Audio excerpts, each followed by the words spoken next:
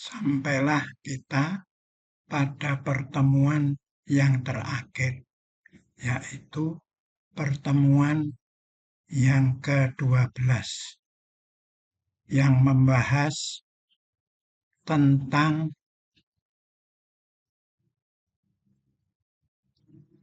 ketahanan nasional atau geostrategi. Pengertian ketahanan nasional. Ketahanan nasional adalah suatu cara atau pendekatan dalam memanfaatkan kondisi lingkungan untuk mewujudkan cita-cita proklamasi dan tujuan nasional. Ketahanan nasional sebagai geostrategi bangsa Indonesia memiliki pengertian bahwa konsep ketahanan nasional merupakan pendekatan yang digunakan bangsa Indonesia dalam melaksanakan pembangunan dalam rangka mencapai cita-cita dan tujuan nasionalnya. Pada hakikatnya, ketahanan nasional adalah kemampuan dan ketangguhan suatu bangsa untuk dapat menjamin kelangsungan hidupnya menuju kejayaan bangsa dan negara. Berhasilnya pembangunan nasional akan meningkatkan ketahanan nasional. Selanjutnya, ketahanan nasional yang tangguh akan lebih mendorong pembangunan nasional. Ketahanan nasional meliputi ketahanan ideologi, ketahanan politik, ketahanan ekonomi, ketahanan sosial budaya, dan ketahanan pertahanan keamanan. Konsep dasar ketahanan nasional.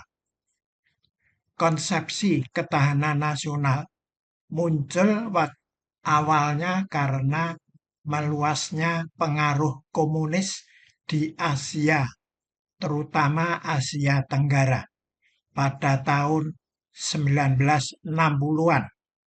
Hal ini sangat mengancam Indonesia, apalagi adanya G30 SPKI 1965 dan berhasil diatasi.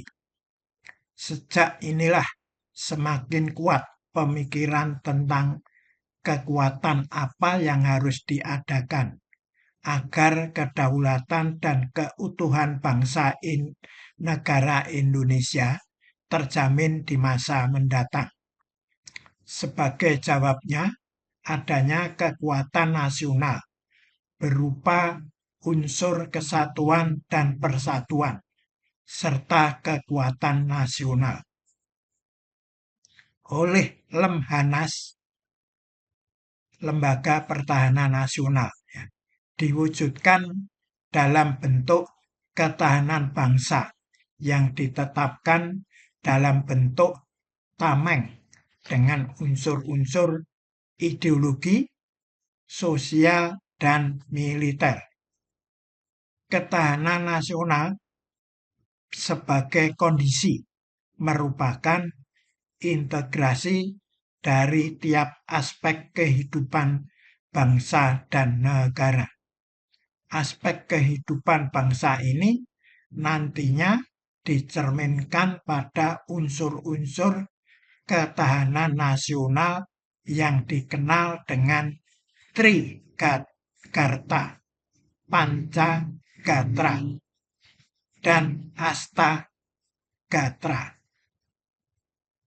Gatra itu artinya unsur.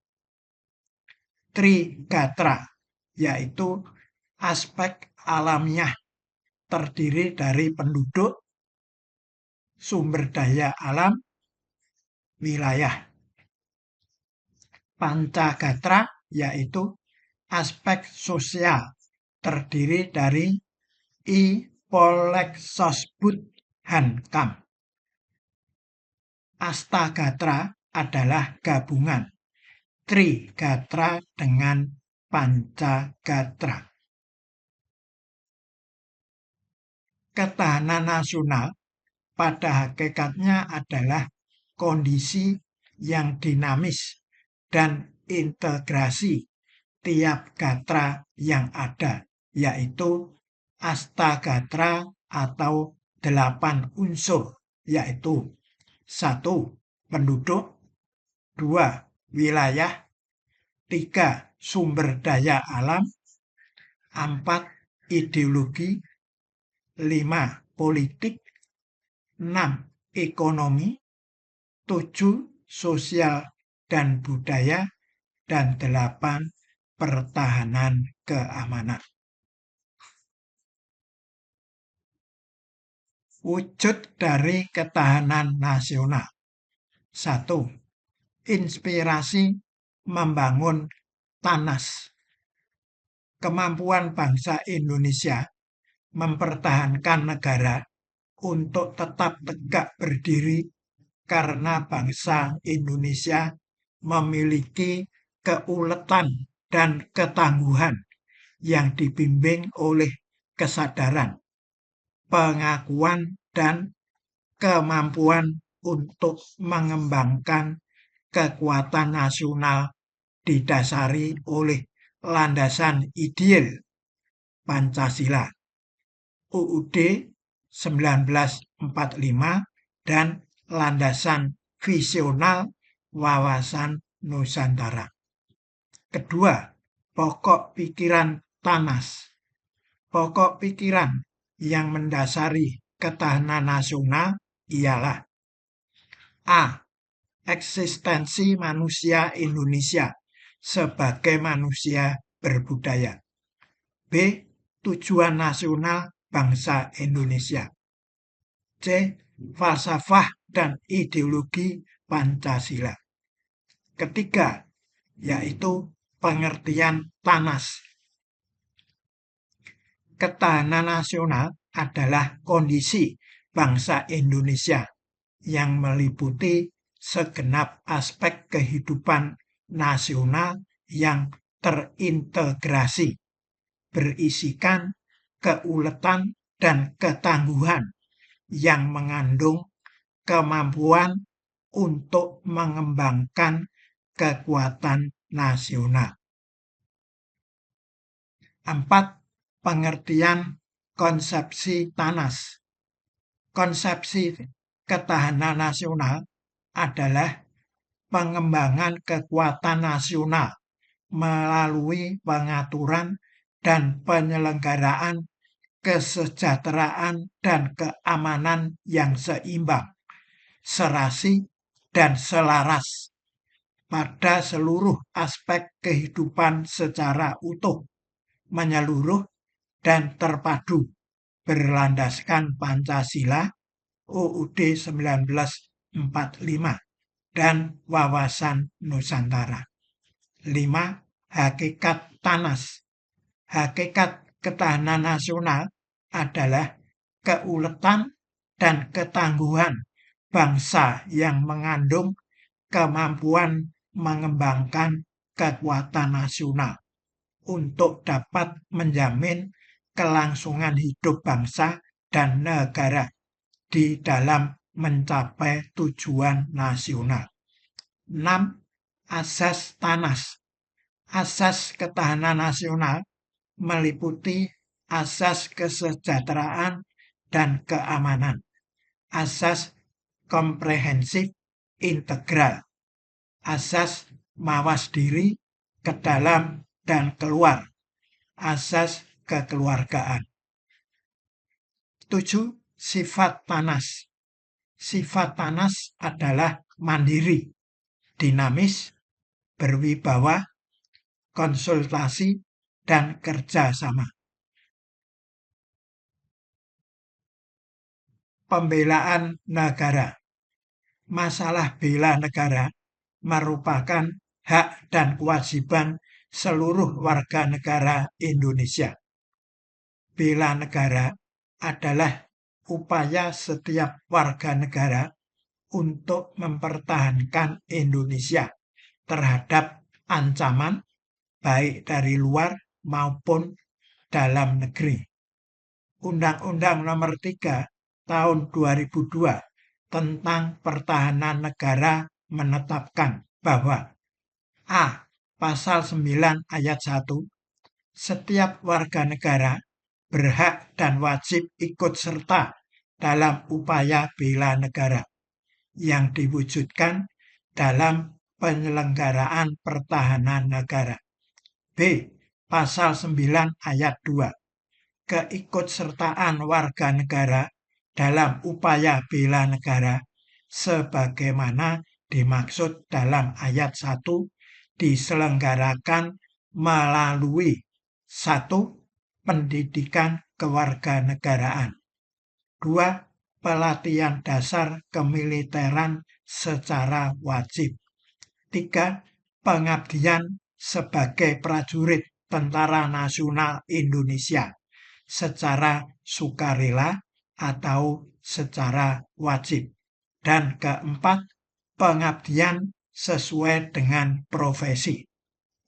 C.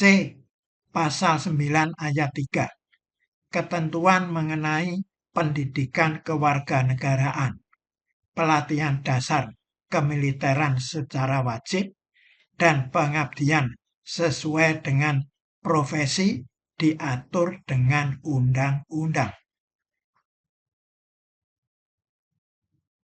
B. Penjelasan pasal 9 Undang-Undang Nomor 3 Tahun 2002. Ayat 1. Upaya bela negara adalah sikap dan perilaku warga negara yang dijiwai oleh kecintaannya kepada Negara Kesatuan Republik Indonesia yang berdasarkan Pancasila dan Undang-Undang Dasar 1945 dalam menjamin kelangsungan hidup bangsa dan negara. Upaya bela negara selain sebagai kewajiban dasar manusia juga merupakan kehormatan bagi setiap warga negara yang dilaksanakan dengan penuh kesadaran, tanggung jawab, dan rela berkorban dalam pengabdian kepada negara dan bangsa. Ayat 2 huruf 1. Dalam pendidikan kewarganegaraan sudah tercakup pemahaman tentang kesadaran bela negara. 2. Cukup jelas.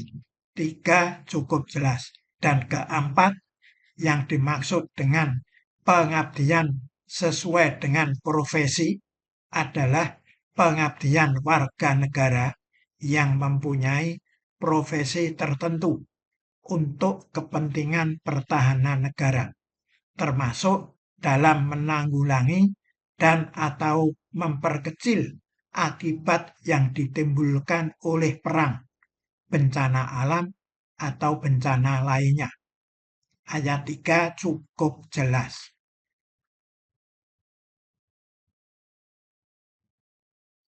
Peran Indonesia dalam perdamaian dunia. Persengketaan atau konflik dapat terjadi karena adanya interaksi sosial di dalam negeri maupun dengan bangsa lain.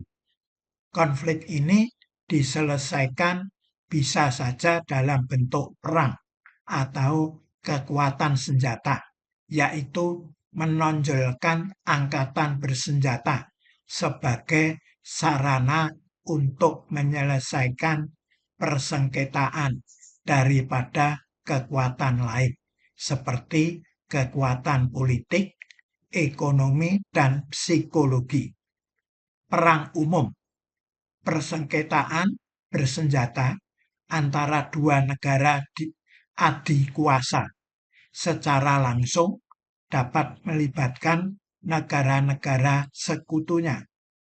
perang terbatas, bentuk perang yang melibatkan pihak yang berperang secara sadar, membatasi tujuan, alat, dan kekuatan angkatan bersenjata yang dikerahkan, serta membatasi daerah perang.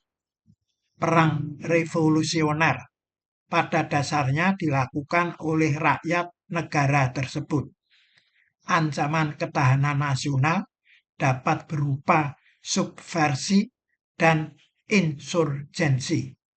Subversi bertujuan menggulingkan pemerintahan dan menggantinya dengan sistem pemerintahan yang lain. Insurgensi bertujuan untuk membangkitkan oposisi dan pembangkangan terhadap wibawa atau kekuasaan pemerintahan yang sah.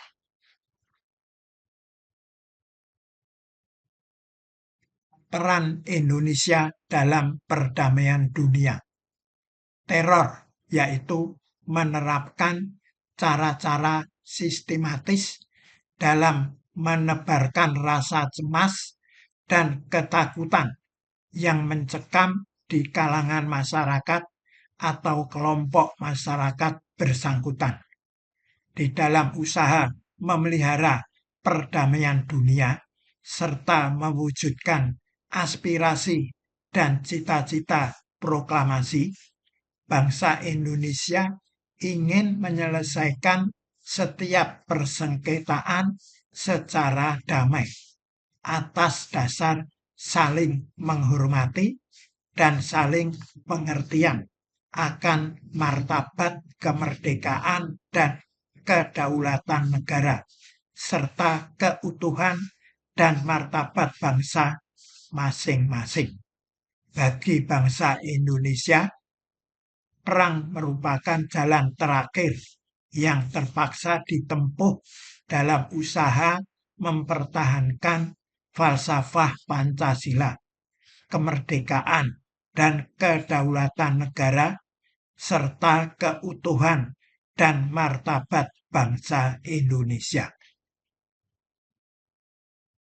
Cukup sekian dan terima kasih.